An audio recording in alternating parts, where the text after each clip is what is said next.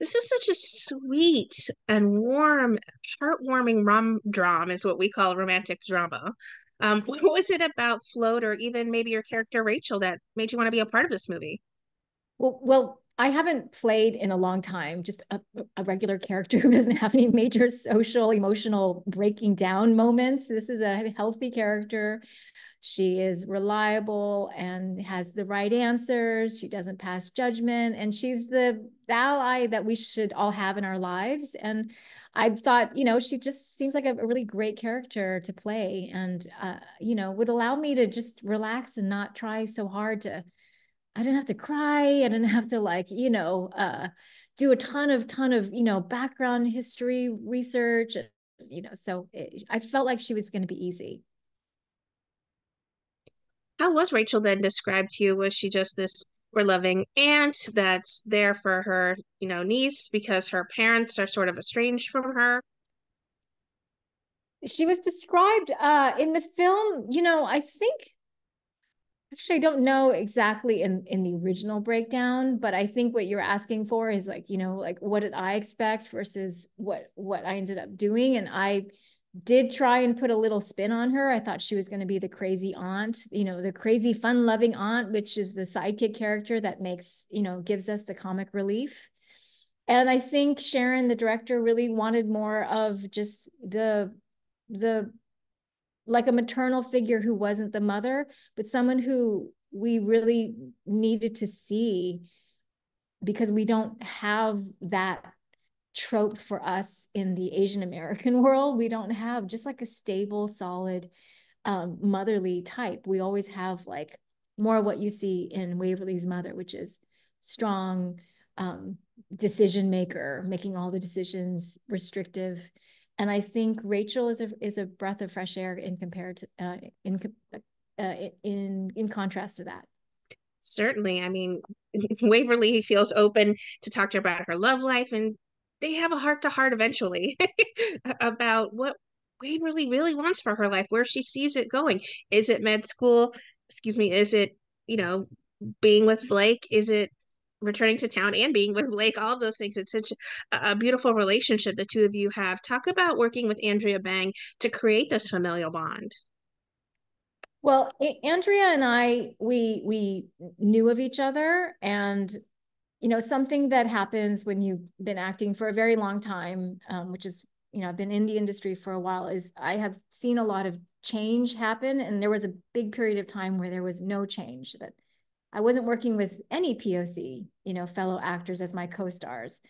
Um, there wasn't a lot of options in terms of directors where I was female and POC.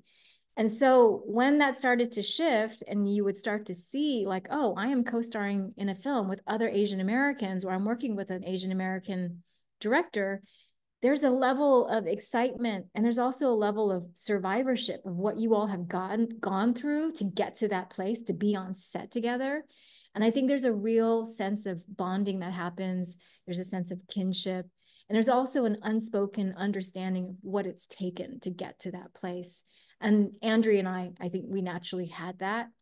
We've been through a process of fighting for roles, fighting for visibility, finally getting to this place where she's starring as the female romantic lead.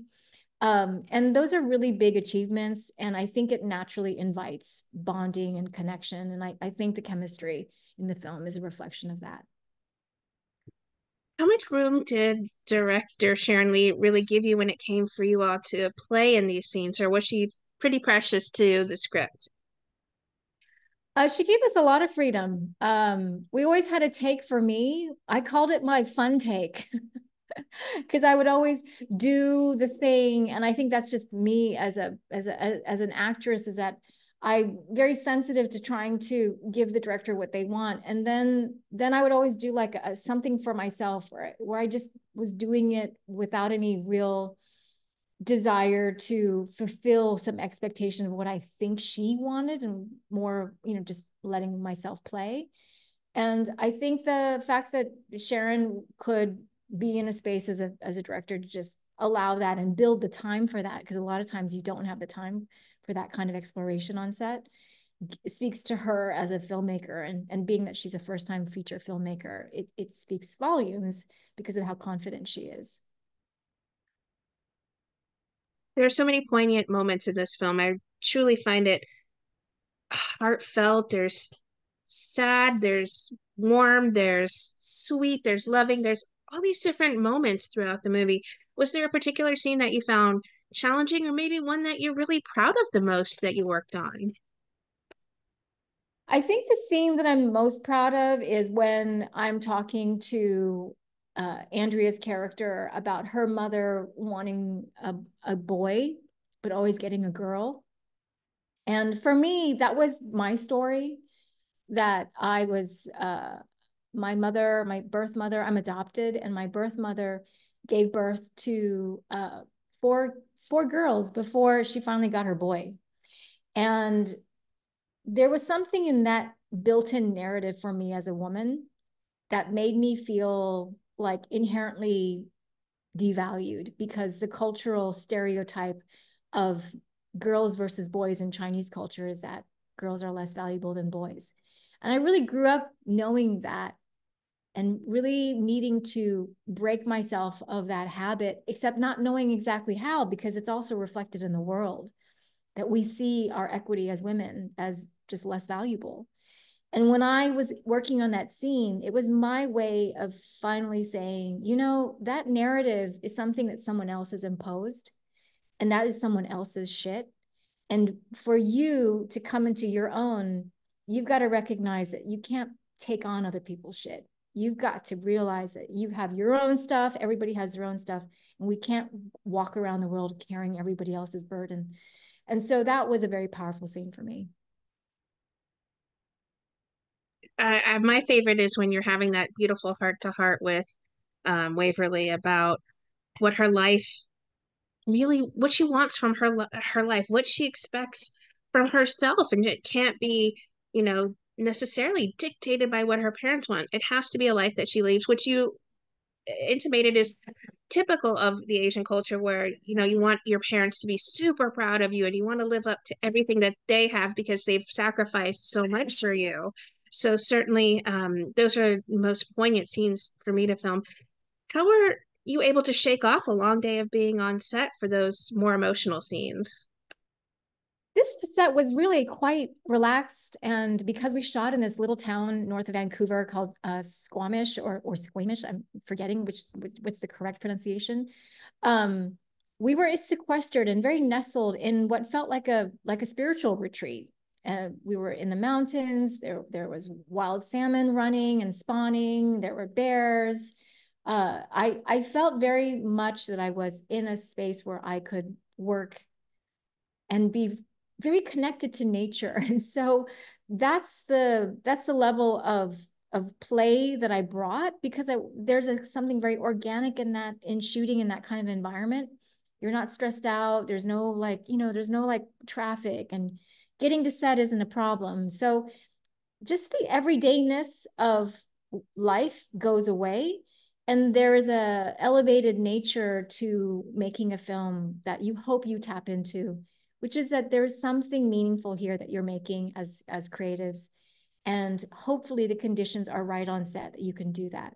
And they were. And because they were so right, there isn't this huge thing where you step back into the intense world of everyday urbanness. So it was very easy to come in and come into set, come off of set, because the whole area was just so magical. What do you hope lingers with audiences that watch Float? Is it live your life? Is it be your own person? Is it don't be afraid to break out of these boxes that we put ourselves in? Is it all of the above? Yeah, yeah. I think it is all the above. I mean, I wish there was like a key turn or a key phrase, but I think it speaks to that space of taking risks and betting on yourself. But there's a level of intuition that we each have to figure out what that key phrase is for ourselves, but that it requires a kind of openness and faith to make that risk and to take that risk to bet on what you want. And I think that that's the takeaway is whatever it is that puts you in that deep end of life, don't be afraid to let go and surrender to it.